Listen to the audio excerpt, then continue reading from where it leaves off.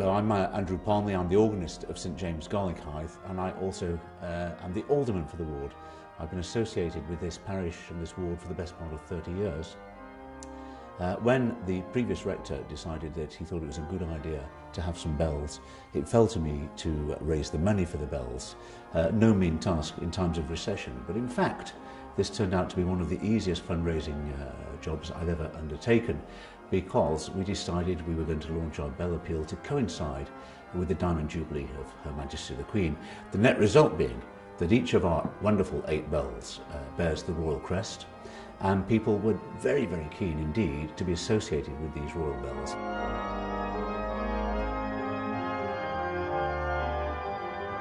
The Royal Jubilee Bells were cast at the Whitechapel Bell Foundry in January and February 2012.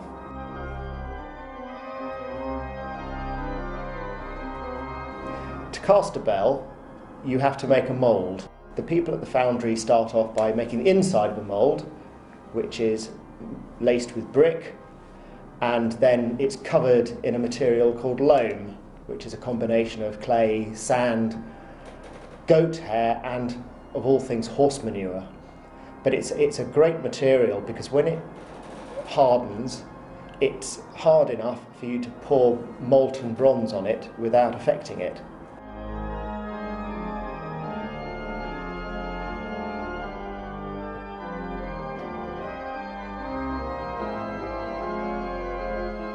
The moulds are made in 2 parts. The bottom part, which is called the core, and the part at the top called the cope.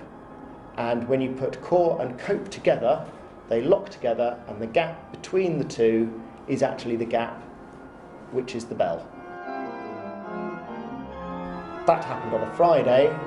They're then allowed to cool over the weekend, and when Monday morning arrives, then they can start taking the 2 parts of the mould apart and breaking out the bell from the remains of the hardened loam around it.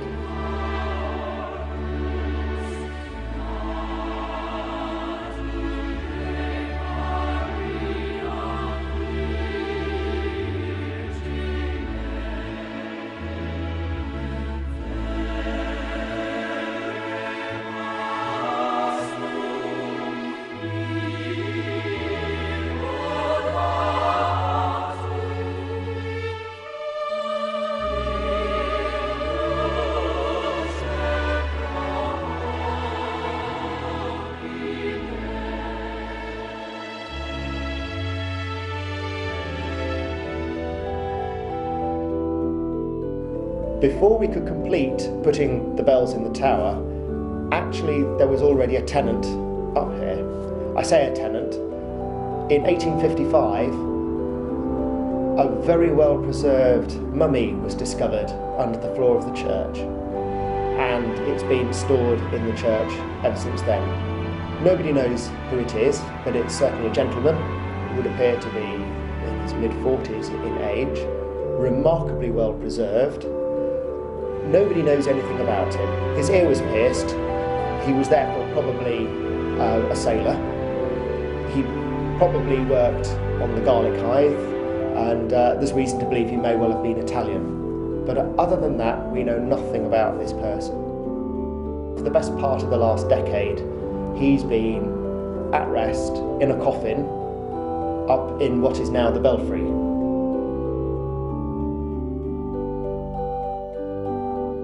Very affectionately, he's been given the name Jimmy Garlick. So, one of the things the Whitechapel Bell Foundry did when lifting the bells up was to very reverently take Jimmy out of his coffin, to lower the body of the mummy and his coffin down to the ground, and he's since been taken to a room under the church where, after a few prayers from the parish priest, he will now lay in rest.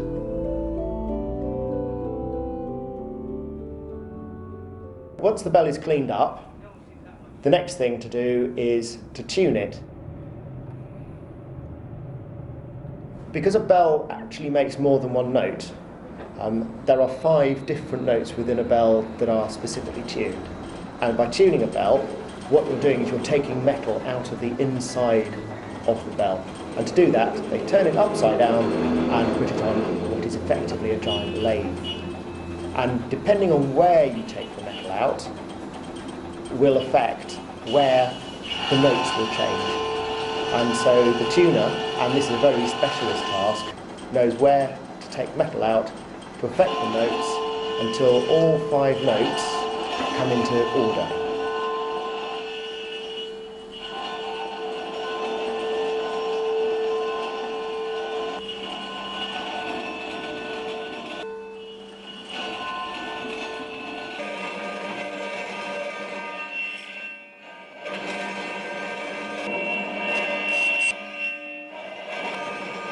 There's the main note, there's an octave above, an octave below, but there's also a third, a minor third, and a fifth. And if you get those together, it sounds a bit like a chord. And a really well-tuned bell has all of those notes exactly right, to the nearest hertz almost.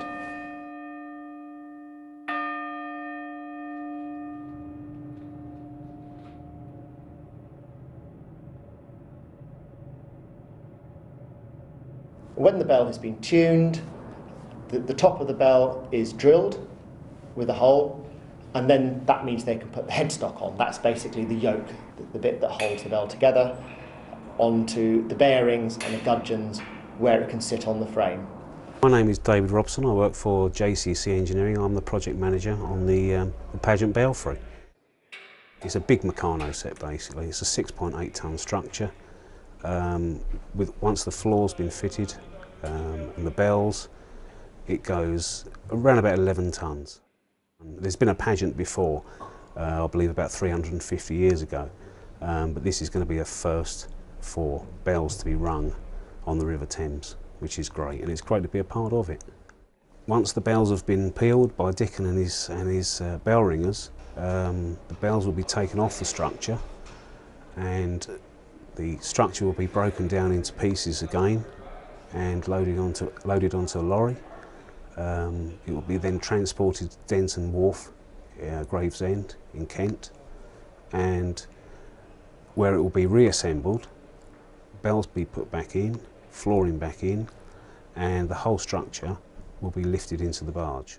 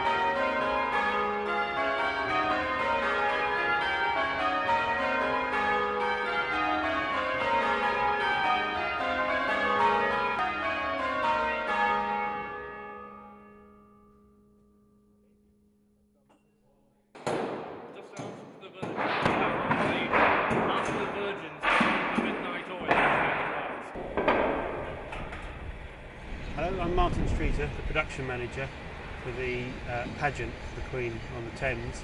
I'm working with a guy called Jonathan Bartlett, who's employed me to put the structure you see over there onto the barge with the bells in it.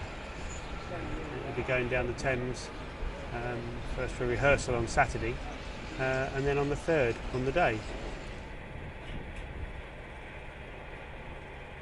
The Ursula Catherine and the boat that's pushing it is the tug called the Stephen B. And in this case we're going to be pushing it down from behind, which I believe is a little unusual, but they've got more control over the whole craft. It sort of becomes one boat.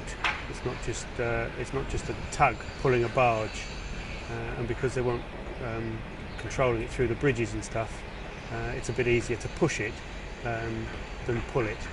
As far as the belfry is concerned, there's a company called Steel the Sea have organised it and project managed building it and getting all the steel work done with another company called JCC. who have actually made all the steelwork that the bells will hang on.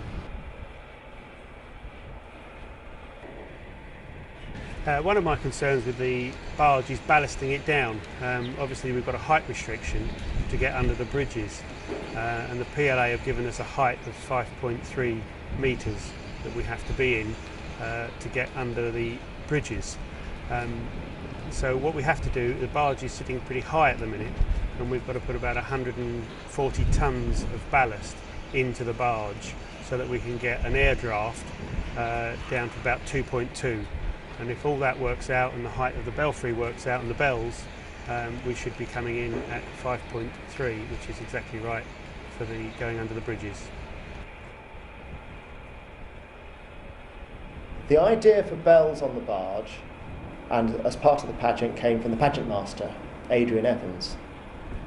How to do it was a combination of the bell founder and myself, where we worked out feasibly how it could be made to work, what the tower would need to look like, how the bells would be hung.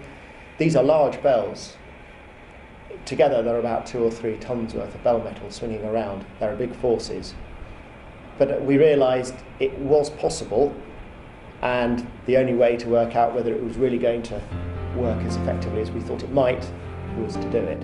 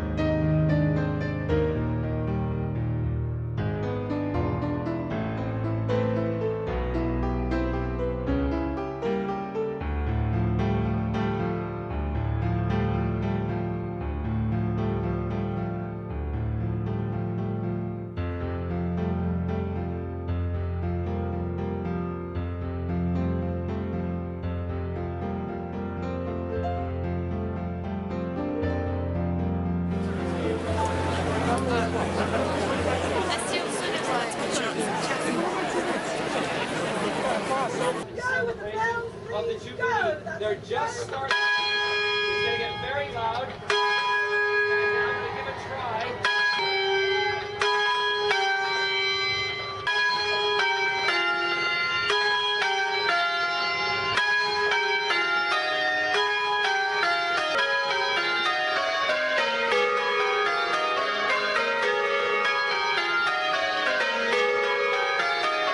Now when I say control, when we ring bells, we ring from the position where the bell is face up, and we rotate it through 360 degrees until it's face up again, and then back the other way.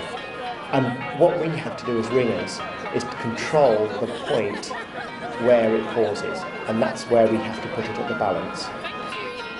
In a tower like this, that's fairly straightforward, and that's what you learn to do. When you're on a boat, you find that you think you're giving the bell enough momentum to take it to the balance where you'd expect it to be, and then if the boat pushes it, then you have to balance that extra momentum given by the wash, for example, to either pull it harder to make sure it goes up to the balance point, or indeed to check it, because what you don't want is the bell to fly past the balance point and then you end up breaking something.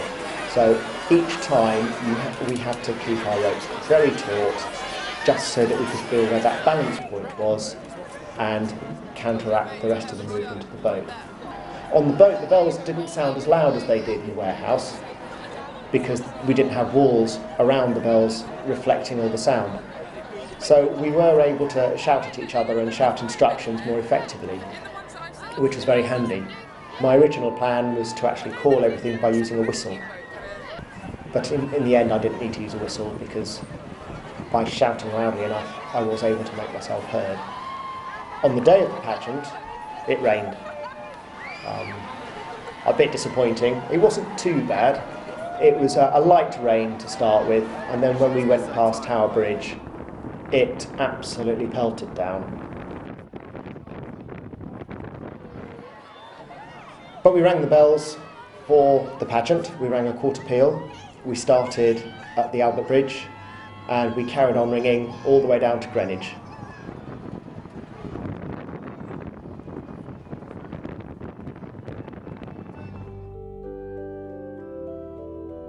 The largest bell was purchased for us by the Worshipful Company of Vintners, and that's a particularly appropriate thing as they are the major livery company in the ward of Vintry. The second largest bell was in the end donated by the Worshipful Company of Dyers, and the interesting thing about the Vintners and the Dyers is of course that they are the two livery companies with the ancient rights to go swan upping along with the Queen, so another royal connection there. The third bell was donated collectively by the members of the Worshipful Company of Glass Sellers. The fourth bell is the parish bell, donated by members of our own community. Next comes the Bettinson bell, named after Charles Bettinson, a young member of the Worshipful Company of Horners, who raised the money single-handedly, including by a sponsored climber Mont Blanc. The Crace bell was donated by parishioner Joanna Warrand, and she is a freeman of the Worshipful Company of Painters and Stainers. And the next bell donated by Pastmaster Joiner, Pastmaster of the Joiners and Sealers Company, Tony Stockwell, another long-standing and very supportive member of this parish. The small bell was donated by the Worshipful Company of Musicians, of which I happen to be the master, and was jointly purchased by the Musicians Company and good friends of the church, Tony and Effie Casimiotis, who wanted to include their daughter's name on it. So it bears the name both of the musicians and of Prince Henry and of Nicole Marie Casimiotis.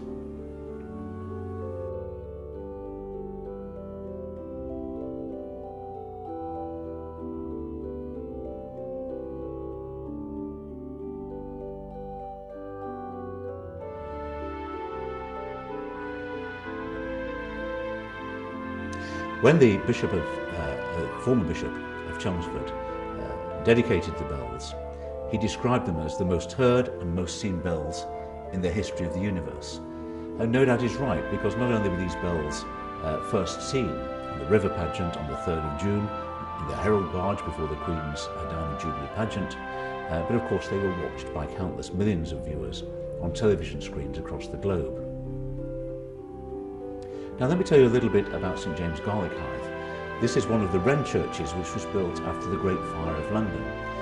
It's a particularly fine building with a very high nave. In fact, it's got the second highest nave after St Paul's Cathedral. And as a result of an extra row of windows high up in the walls, it's known as Wren's Lantern.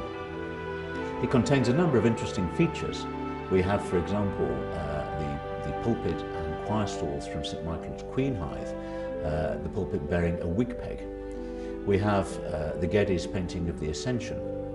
Either side of the altar in the sanctuary, we have small credence tables which were made out of pieces of the Marchioness after she sank in that tragic accident in the Thames, which happened to be in the parish. At the back of the church we have a very fine organ which was restored some years ago, originally built by Father Smith, we think, and restored with the help of the Heritage Lottery Fund recently. But our pièce de résistance at the moment are our new peal of 8 bells.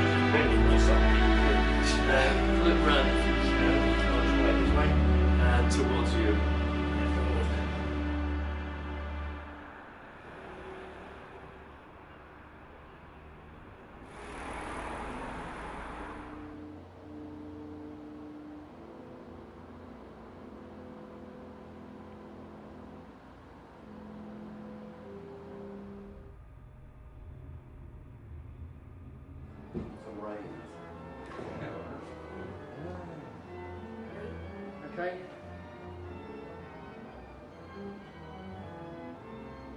Royal Jubilee Bells. Look to, shovels going and she's gone.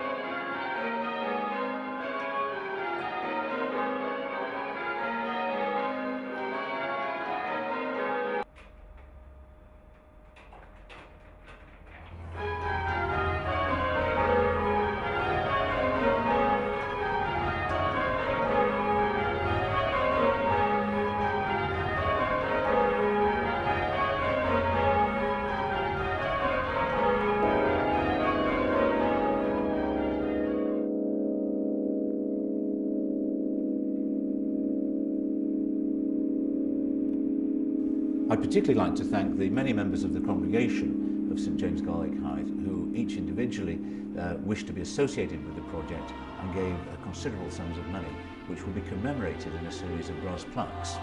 We shall put one set of plaques up in the ringing chamber and another one inside the church, so that forevermore any visitor to St James Garlickhythe will be able to appreciate the vast generosity of the members of the congregation of this very fine parish.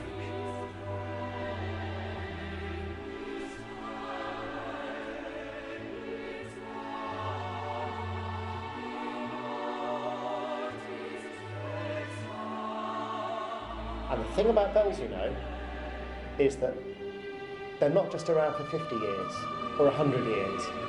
There's no reason why these bells will not sound out for the next 500 years.